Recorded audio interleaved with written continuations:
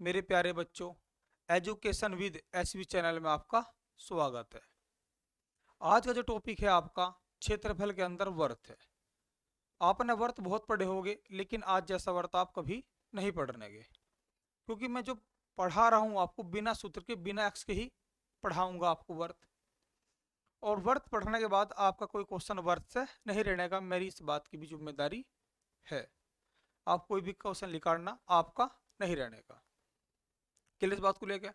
और वीडियो अच्छी लगे तो मेरा खुद का, हमारा खुद का ऐप भी है, आप प्ले स्टोर से उसको डाउनलोड कर सकते हो। एजुकेशन विद एसवी के नाम से है, और क्रांति कोर्स आप ले सकते हो।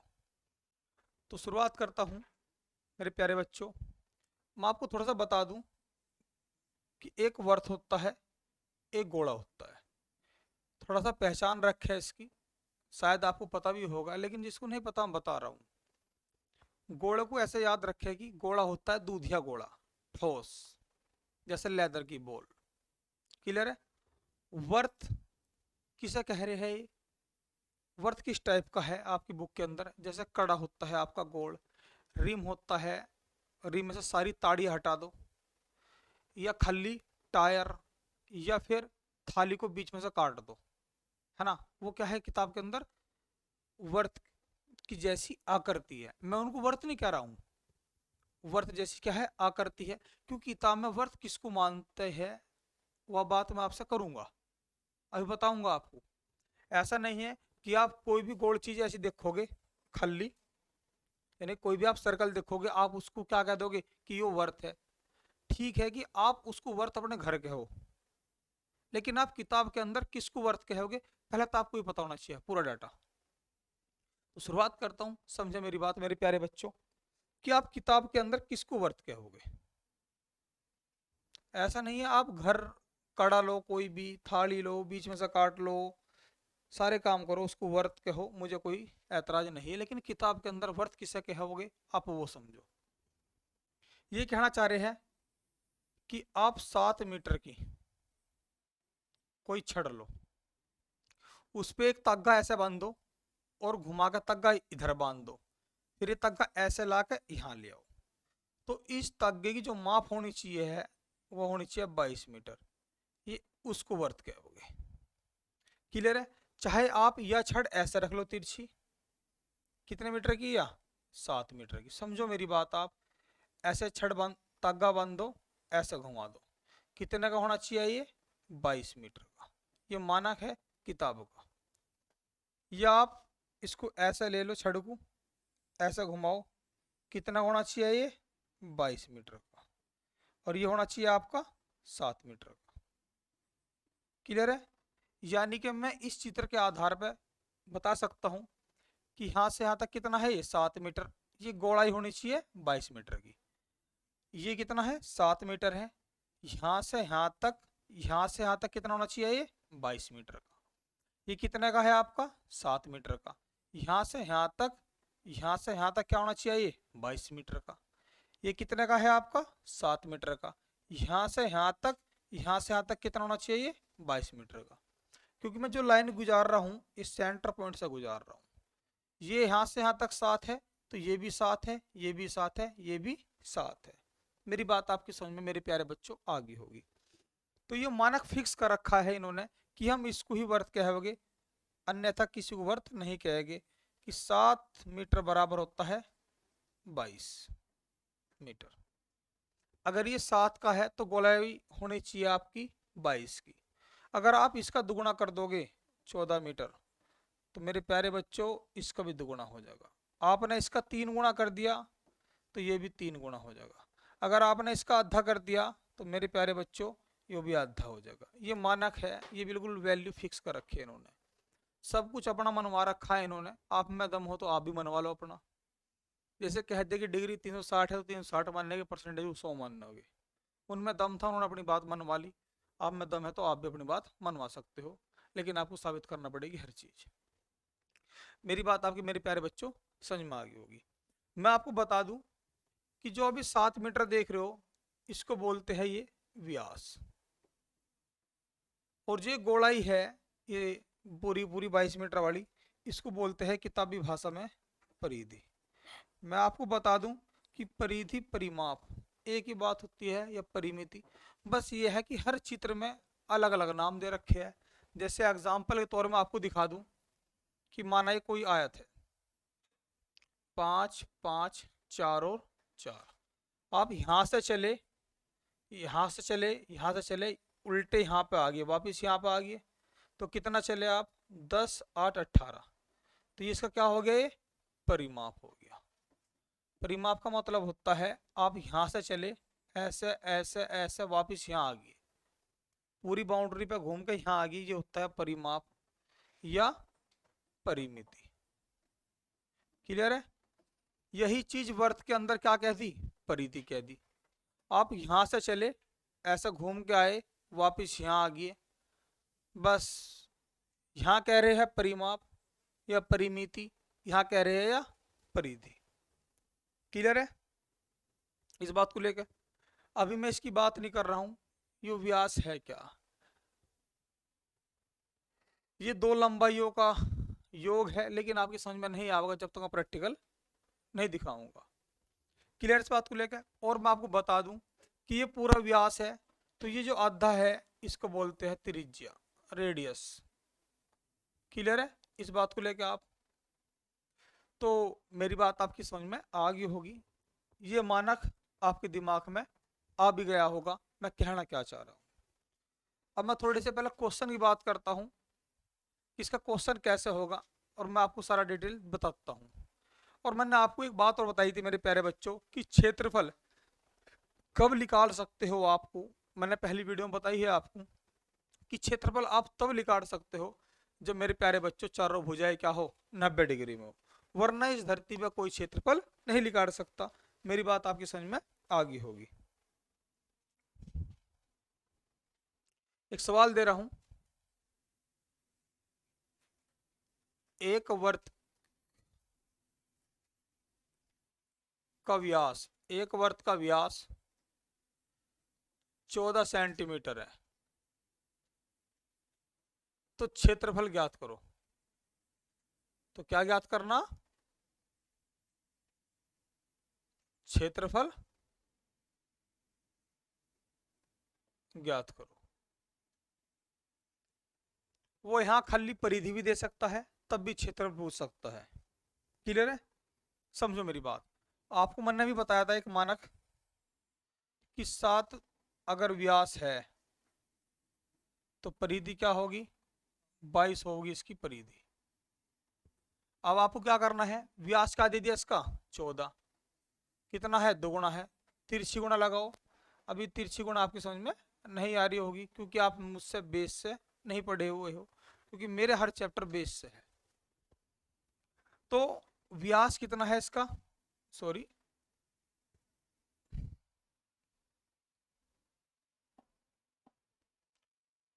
हाँ 7 बराबर क्या है मेरे प्यारे बच्चों, मैंने माना पढ़ाया था कि 7 बराबर है कितना, 22।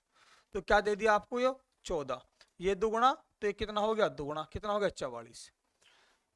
तो ये कितना है आपका व्यास, 14 है। तो परिधि कितनी है इसकी, 44 है परिधि। अब इसका क्षेत्रफल काटना, तो मेरे प्यारे बच्चों मैं क्षेत्रफल कैसे निकालता हूँ, मैं सूत्र नहीं लगाता, मैं तो सिर्फ क्या करता हूँ, इसका हाफ कर देता हूँ, इसका हाफ कर देता हूँ। 7 गुणा 22 बराबर 154 सेंटीमीटर स्क्वायर। मेरे तो आंसर ये आ गया। अब आप सूत्र लगाओगे, लेकिन मुझे पता है मैंने क्या करा है, इसको लंबाई चौड़ाई में बनाने के बाद इसकी लंबाई गुना चौड़ाई ली है, मुझे पता है। मैं आपको इसका प्रैक्टिकल भी दिखा दूंगा, अभी दिखा रहा हूं, इस बात को लेकर आप परेशान ना हो, क्योंकि क्षेत्रफल तब तक नहीं लिगड़ सकता मेरे प्यारे बच्चों जब तक चौरह हो जाए 90 डिग्री में नहीं है। क्लियर है? अब देखो मैं इसको 90 डिग्री में कैसे करता हूं, मेरी बात समझा मेरे प्यारे बच्चों। चलो मैं चित्र बनाता हूँ यही मेरे प्यारे बच्चों, बहुत गौर से समझना, समझने की कोशिश करना। मैं यहाँ कागज नहीं ले रहा हूँ और मैं कागज से इसको फाड़ के बना के दिखा भी देता। ये कितना है मेरे प्यारे बच्चों, 7। तो ये भी कितना है, 7। ये भी कितना है 7, ये भी कितना है 7, ये भी कितना है 7, ये टोटल कितना है 14 है ना, कोई बात नहीं 14 कर लो आप इसको।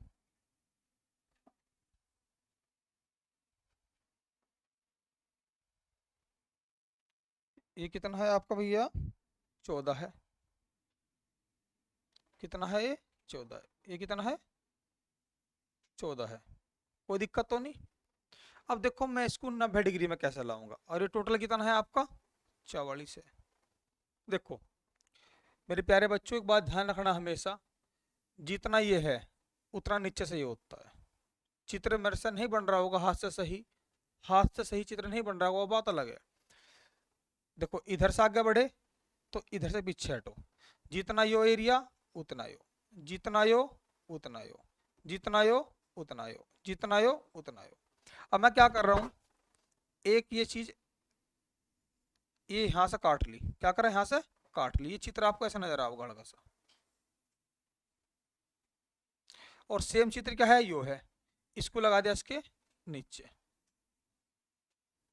ये मेरे प्यारे बच्चों ये पूरी कितनी है 14 है, तो यहां तक कितनी है 7 7 7 7 7 7। तो देखो जब मैंने ये चित्र लिया है पूरा इतना काट के, कितना है 7, और ये कितनी थी यहां तक 7, ये देखो आप, ये नीचे का हिस्सा आ गया, ऊपर कितना आ गई 7। अब ये चित्र ले रहा हूं मैं, ये चित्र आपको ऐसा नजर आ हुआ है, ये कितनी है 7 है, इसके अपोजिट क्या है ये है, ये उल्टा लग जाएगा यहाँ पे, कितनी है ये 7 है, ये खत्म। फिर एक चित्र मैं ये ले रहा हूं इधर का,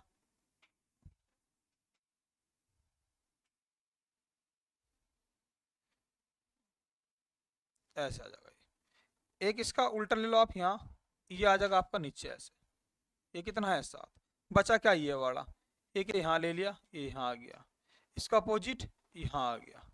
तो पता क्या हुआ, आधा हिस्सा तो लग गया ये ऊपर, देखो 1 2 3 4 हिस्से, देखो 1 2 3 और 4 हिस्से, 22 तो आ गया ऊपर। आधे हिस्से 1 2 3 4 ये हिस्से लग गए नीचे, और ये रहा 7 का 7, 22 गुणा 7, देखो इसका आधा इसका आधा, 7 गुणा 22 बराबर कितना 154, 154। मुझे पता शायद समझ में आपके कम आया होगा, क्योंकि आप प्रैक्टिकली मेरे से नहीं पढ़े हुए हो, क्योंकि ये चीज़ समझने के लिए कुछ चैप्टर पढ़ने पड़े हैं पहले, और मैं आपको डायरेक्ट वर्क पढ़ा रहा हूँ। मुझे तो पता है कि मैंने इसको लंबाई और चौड़ाई में बनाया है, और लंबाई गुणा चौड़ाई करी है, क्योंकि अगर कोई सूत्र बन रहा है तो मेरे प्यारे बच्चों गारंटी है उसका प्रैक्टिकल भी है। ऐसा इस दुनिया में हो नहीं सकता कि कोई सूत्र बना उसका कोई प्रैक्टिकल ना हो, और मेरी रिसर्च हमेशा इन सूत्रों को तोड़ने में ही रही है। बहुत मेहनत है, ऐसा नहीं है कि कोई भी चीज़ ऐसी है कोई फिर। तो शायद समझ में नहीं आया होगा, नहीं आया होगा तो कोई बात नहीं, एक डेमो के तौर पे क्लास है, कभी फिर मुलाकात होगी ऐप पे, तो मैं आपको बहुत डिटेल में इसको कागज़ से भी बना बना के चिपका के हर चीज़ दिखाऊंगा। क्लियर है मेरे प्यारे बच्चों? तो मैंने तो इस बेस पे सवाल कर दिया, इसका उल्टा भी कर सके ये मेरे प्यारे बच्चों, ये ऐसे भी कह सकता है सवाल में कि परिधि कितनी है 44 है, ये उल्टा कर देगा, ये कह देगा परिधि कितनी है मेरे प्यारे बच्चों, कह देगा परिधि 44 है।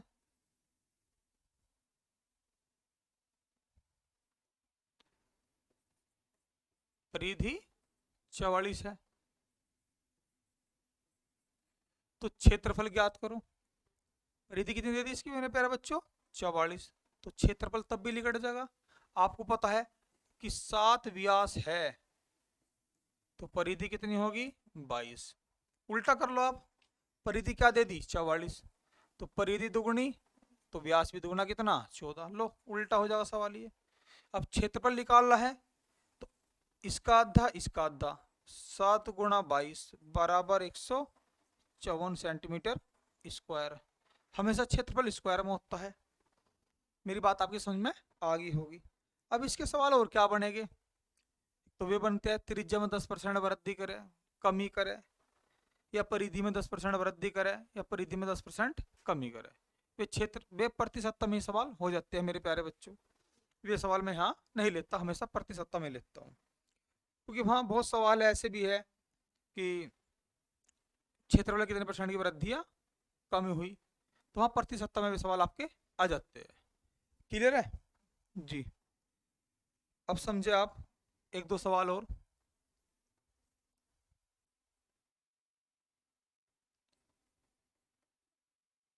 एक वर्त की त्रिज्या 2 गुनी कर दे, 2 गुनी कर दे, तो क्षेत्रफल कितने गुना होगा? तो क्षेत्रफल कितने गुना होगा? कुछ नहीं, वो वर्त की त्रिज्या, एक वर्त का व्यास कह दो या त्रिज्या कह दो, कोई बात नहीं। एक वर्त का व्यास कहो या त्रिज्या कहो,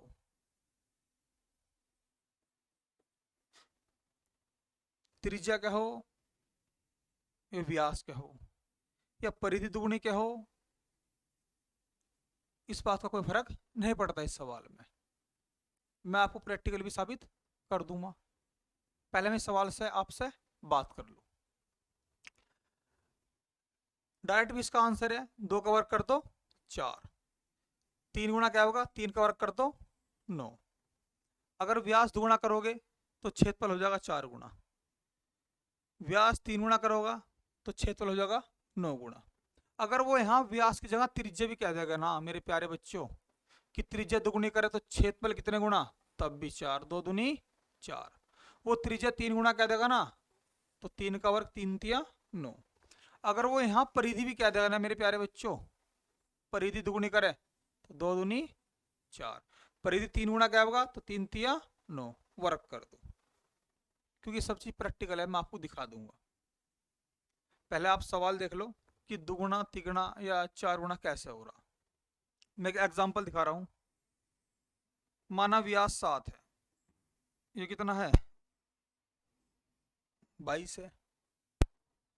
माना एक सवाल एक्स्ट्रा लिया कि माना व्यास क्या है, परिधि कितनी है? 22 है। माना के साथ बराबर 22 का, इसका क्षेत्रफल काटोगे तो क्या आ जाएगा आपका? क्या आ जाएगा? ऐसा कर लो, 3.5 इसका हाफ, इसका हाफ गुणा 11। क्लियर है? ये आ जाएगा आपका 38.5। आप गुणा करके देख लेना, आ जाएगा 38.5 आ जाएगा। क्लियर है? अगर आप व्यास का गुणा करोगे, क्या गुणा करोगे? 7 यहाँ क्या, 7 यहाँ क्या करोगे आप? 14, तो ये हो जाएगा आपका 44। इसका क्षेत्रफल आ जाएगा 7 गुणा 22 बराबर कितना? 114। अब जो ये क्षेत्रफल है और जो ये क्षेत्रफल है, अगर आप इससे इसको भाग करोगे 38.5 से, तो कितने बार कटेगा? 4 बार। तो क्षेत्रफल 4 गुना। 3 गुना करोगे, आप 3 गुना करके देख लो, क्षेत्रफल इस क्षेत्रफल से भाग करके देखो आप 3 गुना करके, तो क्षेत्रफल हो जाएगा आपका 9। ठीक है ना? तो आपको प्रैक्टिकली भी दिखा दूंगा ये त्रिज्या बढ़ाने पे भी ऐसा क्यों हो रहा है, व्यास बढ़ाने पे ऐसा क्यों हो रहा है, परिधि बढ़ाने। आप त्रिज्या बढ़ाओगे तो ऑटोमेटिक व्यास बढ़ेगा, व्यास बढ़ेगा तो परिधि बढ़ेगी। अगर आप परिधि बढ़ा रहे हो तो ऑटोमेटिक व्यास बढ़ेगा, व्यास बढ़ रहा तो त्रिज्या बढ़ रही। हर चीज है इसके अंदर। अच्छा देख लो आप एग्जांपल एक छोटा सा, जो नए बच्चे होंगे समझ में थोड़ा सा कम भी आ सकता है, क्योंकि ये चैप्टर लास्ट का होता है। देखो आप, माना व्यास 7 है तो कितनी होगी परिधि? 22। त्रिज्या कितनी है? 3.5। अगर आप त्रिज्या दुगुनी करोगे तो कितना हो जाएगा? 7। अब यह त्रिज्या 7 है तो ऑटोमेटिक यह भी 7 हो जाएगी। देखो आप, त्रिज्या दुगुनी करोगे तो देखो आप व्यास क्या हो गया? ऑटोमेटिक दुगुना। अब व्यास दुगुना हुआ तो ऑटोमेटिक ये भी क्या हो जाएगा? 44। या आप ये 22 है तो ये कितना है? 7 है। आप इसको 44 कर लो। अगर आपने 44 कर दिया ना, यहाँ क्या है? 3.5 है, जो दुगुना करा ना तो ऑटोमेटिक ये दुगुना हो जाएगा कितना? 14। तो ये हो जाएगा 7। सब कुछ बढ़ता है। उसने अगर व्यास बढ़ा दिया तो तुरंत परिधि बढ़ेगी, त्रिज्या बढ़ा दी, त्रिज्या बढ़ते व्यास बढ़ेगा, व्यास बढ़ते क्या होगा, परिधि बढ़ेगी, परिधि बढ़ा दी तो व्यास बढ़ेगा, व्यास बढ़ेगा, त्रिज्या बढ़ेगी। तो यहाँ सवाल में वो त्रिज्या भी कह सकता है, व्यास भी कह सकता है, परिधि भी कह सकता है। इस बात से कोई टेंशन नहीं लेने वाली बात। क्लियर इस बात को लेकर? मेरी बात आपकी समझ में आगे होगी मेरे प्यारे बच्चों। क्लियर है जी? समझे आप क्वेश्चन? और भी बार बार थोड़ा ऑफलाइन पढ़ाने का आदत है, तो बार बार नजर डस्टर पे जावे। कोई बात नहीं।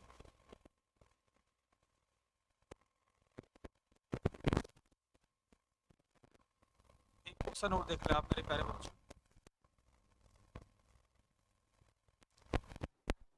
वर्त का व्यास 14 है, वर्त का व्यास 14 है, तो अर्धवर्त का,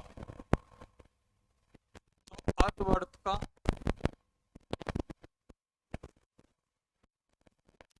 क्षेत्रफल है परिमाप ज्ञात करें, परिमाप ज्ञात करें। और आपको एक बात बता दूं कि अगर आप पे वर्त नहीं आता तो आप प्रैक्टिकली ना तो बेलन काट सकते, ना आप शंकुली काट सकते, ना आप बेलन काट सकते, ना आप समषष्टभुज काट सकते एक वर्त के बिना।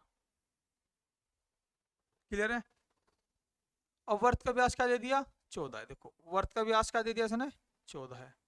तो मेरे प्यारे बच्चों तो कितनी हो जाएगी? 44।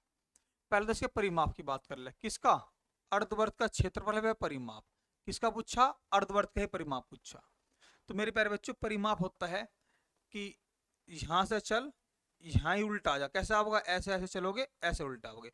भाई तुम यहां से चले हो, ऐसे जाओगे, अर्धवर्त है तो ऐसे आओगे, फिर उल्टा आ जाएगा। तो यहां से यहां तक कितना है? 14। और ये पूरी कितनी है? 44 है। तो हाफ कितनी है? हाफ है आपकी ये 22। ये 14 है, पूरी 44 है, तो ये कितनी है आपकी? 22 है। अगर मैं परिमाप की बात करूं, 4 और 2 6 और 3 36, तो हो गया मेरे प्यारे बच्चों परिमाप। क्लियर है? बात करें क्षेत्रफल की, मेरे प्यारे बच्चों पूरे का क्षेत्रफल निकाल लो, उसका आधा कर दो, क्या बिगड़ गया? पूरे का क्षेत्रफल कितना आ जाएगा?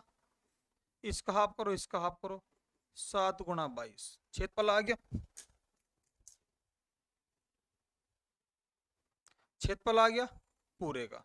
इसका हाफ कर दो, बटे 2 बराबर 11, 11 सत्ते 77। ये आ गया आपका क्षेत्रफल अर्धवर्त का भी। मेरी बात आपकी समझ में आ गई होगी। क्लियर है? अब एक क्वेश्चन मैं आपके लिए दे रहा हूं, ये क्वेश्चन फिर पढ़ाएंगे हम।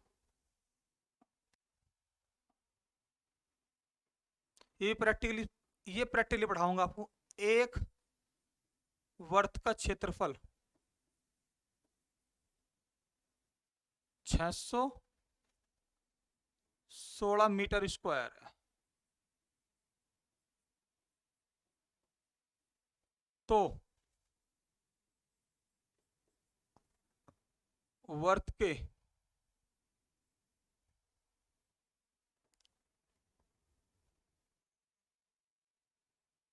एक तिहाई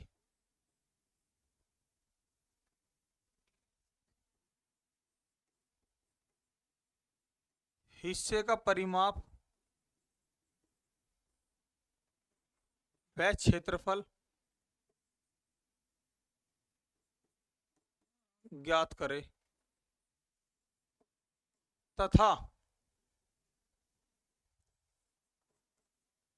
वर्त की त्रिज्या ज्ञात करे। समझो मेरी बात में, क्वेश्चन में क्या दिया मैंने? वर्त की त्रिज्या तो बतानी है आपको। कौन सी? ये पूरा वर्त है, ये वाली त्रिज्या बतानी, ये वाली पूरे वर्त की त्रिज्या, जो पूरा वर्त है इसकी जो त्रिज्या वो बतानी। लेकिन तो वर्त के एक तिहाई हिस्से का परिमाप बताना है। वर्त का क्या? वर्त का एक तिहाई हिस्से का परिमाप बताना है, और एक तिहाई हिस्से का ही क्षेत्रफल बताना है। और परिधि किसकी बतानी, सॉरी त्रिज्या किसकी बतानी है? पूरे वर्त है जो जो भी पूरे वर्त का व्यास है उसकी त्रिज्या आपको बतानी है। मेरे प्यारे बच्चों कमेंट में बॉक्स में कमेंट करें और बतावें, वरना इस साल मैं आपको प्रैक्टिकली कराऊंगा। तो आज के लिए इतना ही। काफी है मेरे प्यारे बच्चों।